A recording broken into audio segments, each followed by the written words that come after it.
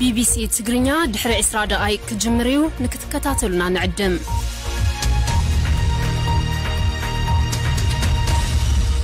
kun sagantaa BBC afaan Oromooti nu waliin tura.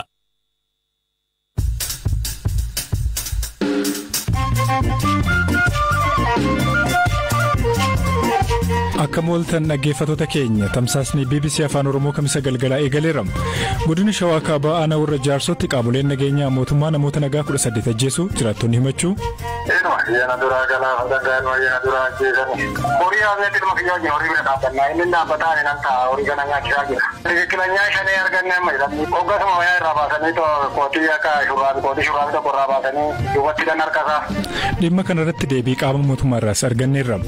Waraanni Saambee Iluu Abbaabooritti gaggeeffame akkamiin yaadatama? Gamana lolli cimaan ta'e lolli cimaa sana keessatti gosoonni Abbaaboor Beddellee Daarimuu Guree haalatti adda irratti hirmaatanii gosoonni ijoolleen Oromoo Shawaa Wallagga Jimmaa sadarkaa olaanaatti irratti hirmaatanii. Oduuf odeeffannoo biroos qabna hirphaa gammachuu isiniif dhiyeessa amma xumuraatti nu hordofaa. Guyyaan injifannoo weerartoota Xaaliyaanii irratti argame waggaa waggaadhaan akka lakkoofsa Itoophiyaa eebila 27 Itoophiyaatti yaadatamee oola. Waraanni Saambee waraana cimaa waxabajjii 27 hanga adoolessa 4 bara 1933 guyyoota 7 raawwatame. Iddoon itti adeemsifames godina Iluu Abbaaboor magaalaa Goree irraa kallattii kibbaan kiiloomeetira 17 fagaatee kan argamuu fi magaala xiqqoo kan turte Saambee irrattidha. Haa ta'u malee seenaan Saambeetti raawwate jedhamu kun kitaabolee seenaa keessatti sirnaan barraa'ee mul'atu. Obbo Tamasgen Korjee qorataa aadaa waajjira aadaa fi turizimii godina Iluu Abbaabooritti akkasitti ibsu.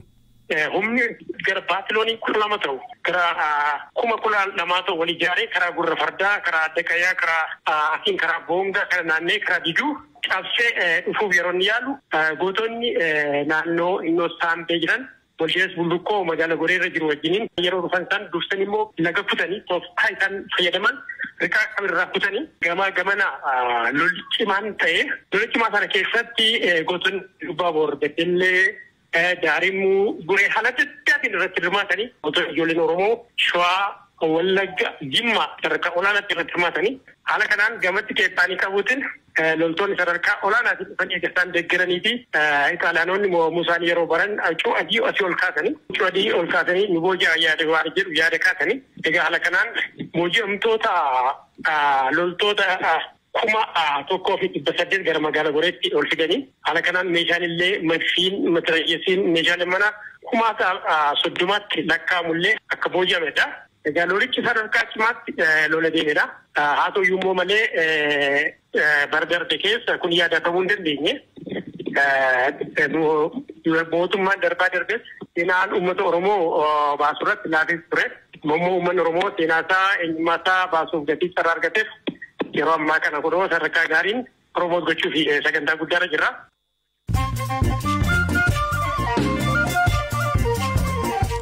Gidduutti immoo oduu gaggabaaboo.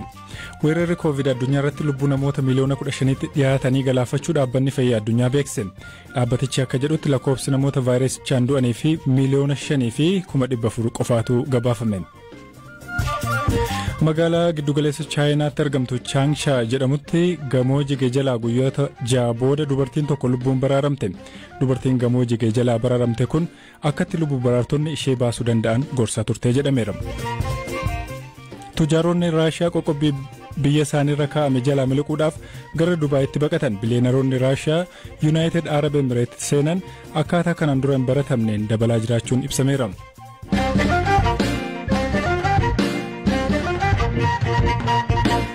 Jalqaba torban kana godina Shawaa Kaabaa aanaa warra Jaarsootti humnoota mootummaan namoonni nagaa ajjeefamuu jiraattonni himachaa jiru. Jiraataan firrisaa 3 jalaa ajjeefame tokko ammallee reeffi namoota ajjeefamanii hin kaane jedhama. Achuma jira achumatti ofii milishaa naannoo saniitti fi ofii itti darbanii eegatuma jiran ofumaa eegaa jiranii hin agarsiisanu meebii warruma qaama gamarraa dhufu bilirlikirraa qaama dhufu kun amma oduudha. Shanii akkasitti ajjeesne jedhanii agarsiisaa jiru konkolaataa irra jiru achii dhufu jedhamaa jiran iyyuu akkasiin malee dhagahuu dandeenyu. Maatii keessan keessaa namni hidhattootatti makamee jira kan jedhuuf jiraataan kun akkas jechuun deebisan. Tokkoyyuu hin jiru maatii keenya keessa qaama hidhatee wajjin qaamni jiru hin jiru. Jiraataan BBC'n dubbise immoo warra ajjeefaman kunneen namoota akkamii akka ta'an ibsa. Ana disabada ayana matbala oduda warra deemee kalsiraa hojjetee to'i kalsiraadhaan bulu namni olii gad deemee waa'ee olola adda addaa ofuu miti jarreen kun mana barumsaa yuunivarsiitii fa'aa dhaqee to'i achirraa fa'aa dhufetu kaan immoo mana amantaa diigamaan kan jedhamu achirraa marraqamee to'i amatbaalaaf warraa dhufetu jira mana amantaatiif daakuni malee wanna olola qabanu namoonni kun kuma biraa qabanii deemanii mana sirreessa geessan jennee doonaa warri kun nama 18 akkanumatti gaaffii tokko qobaatiin gaaffii tokko nala warra kume warri kume. Jiraataan akka maqaan isaanii ramne gaafate kun qaamni ajjeechaa kana raawwate eenyu ta'uu jedhamee kan gaafatame yoo ta'u qaama barbaade ta'uyyuu gochi gara jabeenyaa kana raawwachuun maal yaadeeti jechuun gaaffii kaasam. Qaama mootummaati jedheeti kan asirraa kaasee too deeme qaamni mootummaa nama sirreessee haala tokko nama gaafate wayin nama adabee yoo murtiin itti kenname ragaallee funaanee akkasitti namarraa haalli tokko fudhatamanii dinjilee raawwatee ilma namaa haadha fabbaarraa kaasee raawwatee tooyi hatee raawwatee akkatti gadi naqee tooyi du'an taane ajjeesa qaama fedhee waa ta'u qaamni nama ajjeesu qaamni akkana nama godhu mootummaa fedheewu qaama daggalaatis haa ta'u qaama baddaatis haa kan godhu dhalannee agarreen beeknu abaabilee taajilee keenya irratti agarreen beeknu kan akkanaa kanaan kan dhufuun mootummaa akkamii ta'uudha kan amma jiru kun uummata kana lafarraa dhufee tooyi mootummaa akkamii ta'uudha namatti hin dhaga'amu mootummaa akkamii ta'a kan amma kaatti nama miidhaa jiru immoo otoo awwaallame waan tokko haadha fabbaadha udoon awwaallamii akka keessa taa'uun daakaatti gadi naqamee taa'uun kun sirriidhaa kun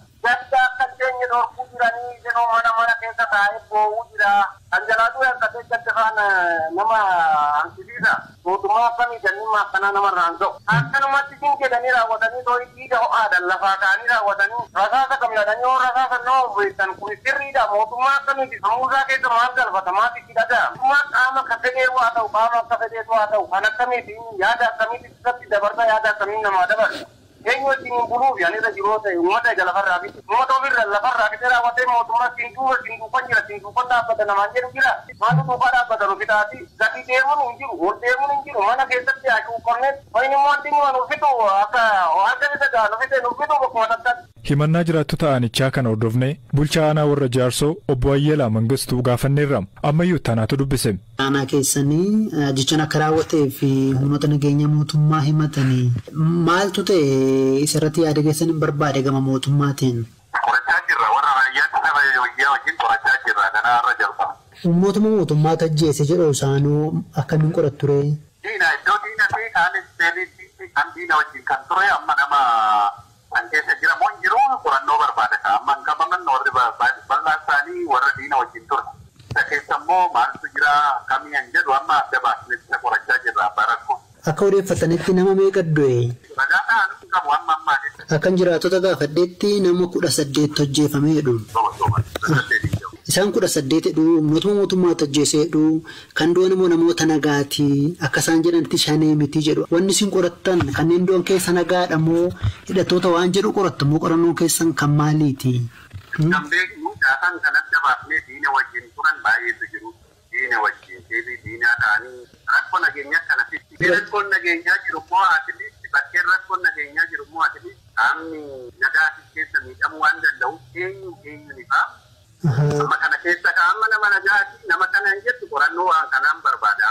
Bulchaan aanaa kun kan ammallee qorachuudhaaf jirraa haa jedhan malee jiraataan ilmi isaanii jalaa ajjeefame ilmi isaa nama nagaa akka ta'e miira gaddaan himam. Yana duraa galaafatan gaanuma yana duraa ajjeesani. Anuma biraa ture yookaan kiyyaanuma bira ture. Haalli ture gaafa hojjaa duraa ganama horii yaafannee jirra. Horii bakka yaafannee jirrutti horii yaafnee ilma kiyyaa wajjin horii bira dhaabbannaa inni dhaabbataan nan ta'a horii kana nyaachisaa jira. Tilmaaman sa'aatii 12 ruubii akkanan ta'a. Biqilanyaa shanii arganne amma jedhanii hoggasuma wayaa irraa baasanii kootii akka kootii shurraabii tokko irraa baasanii duubatti hidhan harkasaa. Ijoollicha nu harkaa fuudhanii deemanii gaafa hojjaa lama sinqii fi carqii qabannee fidamne gaafa silaa seeratti isaanii deemne. Amma booda kaataa dhabne waannootti kaambii wannoo kaajimaa jedhamu keessa kan jiranu jarri kuni achi gaafachuudhaan ganama. Sinqii maaliif fuudhanii fi dhuftan sinqiin asuu jira nyaatanii jira. Silaa kaamma poolistaafatti yoo dabarsan malee asitti silaatti nuffis kan onnee tachumaan deebine irra. Achumaan xinnuma turanii gaa'edhaan akka deemuu namoonni dhaga'aniiru warri biyyaa tamaaronni maal kun achi karaarra deemanii didaan ija keessa nu laalan kan dhumani. Gaafa hojjaa lama ganama sa'aatii 11 irratti jedhan warri gabalkanyaan waashan kaa'el bakka jedhamu Sabana China warri tatamako buutu argeera sa'aatii 11 qoratteedhaan halkan keessa hojjaa lammaffaatti kan bari'u. Amma kan jechumaan buunee reefa keenya naannannee reefa keenya immoo nuu kennaa innaan homaa fitti wata dabalamuu barbaadaniin jedhanii reefa. Ajjechaa qaamoleen nageenyaa mootummaa nama nagaa irratti raawwatan kana qulqulleeffachuudhaaf ittaanaa biiroo bulchiinsaaf nageenya Oromiyaa Koloneel Abbabaa Garasuu ammayyuu ittaanaa gaafateera. Torban kana warra jaarsootti ajjechaa raawwate jiraatota dubbiseen haga nama 18 ajjeefamuu dubbatu. Kanneen maatiin jalaa reeffayyuu akka kaasuu rakkatanfaa dubbatu. Namoota nagaa akka ta'an dubbatu. Maaltu raawwate quba qabduusin? Qubaan qabu hin beeku. Garuu ajaja keessan malee Moontaaree Jeneraal. Nageenyi qaban akkasii ana ajaja akkasii hin kennineefi. Beeku. Namni duusaa immoo quba qabduu dhageessanii. Garuu opereeshinii gaggeeffameen namoonni akka du'an kan jiraattonni nutti himan.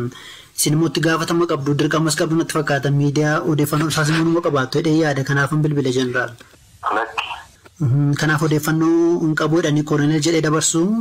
Maaliif dabarsitaan hin beekus hin jedhe. Maarreen beekus moo jettan hin dabarsa ka Koloneel gaafannee hin beeku nuun jedhan jenne kaamaa hin daga biraa. Maaliif ani barra wanta na gaafatte hin jiru. Dirqama qabdu be miidiyaa gaafa isin gaafannu isin uummata tajaajilu achi teessanii waan beektan nutti immoo qabdu yoo hin beeku jettan immoo akkasumaan jedhanii malee maa hin daree ka biraa. Jedhi kanaalee hin beeku.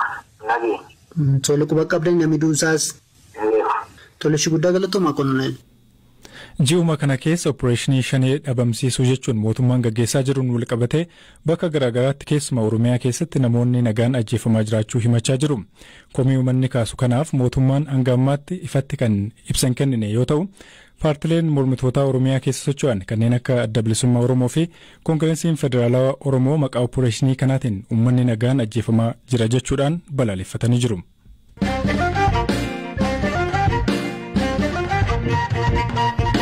Dorgommii Champions League Awurooppaa amma waancaaf qofaatu hafe. Manchester Cityin dorgommii Champions League murteessaa ta'e irratti osoo hin eegamin kufaatii guddaa keessa gale. Real Madrid duubaa ka'uudhaan injifachuun xumuraaf Liverpool wajjiniin taphachuuf darbe. Elias Mulugeetaa tapha ajaa'ibaa jedhame kana kilaboota ciccimoo Ingilizii fi Speen walitti fide kanarratti kan qopheesse qaba.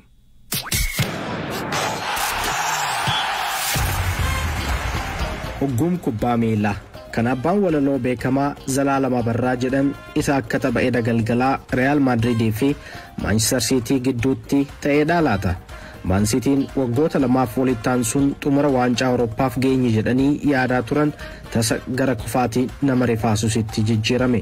Kaleessa galgala sa'aatiin taphaa daqiiqaan 90 erga xumuramee booda diraamaan dirree Barnaaboo keessatti daawwatame. Taphni dhaqaa galaan gooliiwwan 11 irratti lakkaa'ame kun akkasiin xumurama jedhee namni eegeen turre. Manchester Cityidhaan goolii lamaan caalamee waliigalaan 5-3tiin hanga daqiiqaa ishee dhumaatti ture Real Madrid. Torban darbe 4-3 injifatanis Riyad Mahrez galchii tokko lakkoofsuun olaantummaa City dabalee ture. Booda Rodrigoon dirree seene.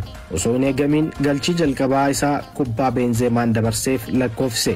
Sekoondii 90 booda ammas Rodrigoon kubbaa Marco Asensioon dabarseef mataan dhahee lakkoofsuun galchii waliigalaan wal qixxeesse. Kun sagalee istaadiyeemii Barnaaboo keessaa dura callisaa fi abdii kutannaatti deebi'ee ture gara faaruu ajaa'ibaatti deebise. Gareen lamaanuu daqiiqaa 90 keessatti carraa wal mo'achuu qabu ture. Phil Foden kubbaa rukuttaa peenaaltii keessatti argatee irra keessa baasuun carraa City dabarsuu danda'u balleesse. Kanaaf taphichi gara yeroo dabalataatti deeme. Benzemaan kubbaa qabatee sarara rukuttaa peenaaltii keessa yoo galu taphataan sirreessisaa Man City Ruben Diaz isa kuffisuun rukuttaa peenaalitii argatan. Amma carraan Pep Guardiolaan qabu qabxii tokkoon caalee dursaa kan jiru waancaa Premier League qofaadha. Kubbaan miilaa hin tilmaamamu kan jedhe leenjisaan Man City Pep Guardiolaan ga'umsa isa olaanaadhaan akka hin taphatin dubbate. Leenjisaan Real Madrid Carlo Ancelottiin ammoo seenaa kilabichaatu nu gargaare jedhan. Real Madrid waancaa La Ligaa bara kanaas mo'ateera. Amma waancaa Champions Leagueef Liverpool waliin Paaris irratti ni falmatu. Paarisitti caamsaa 28 2002 kan ilaalludha.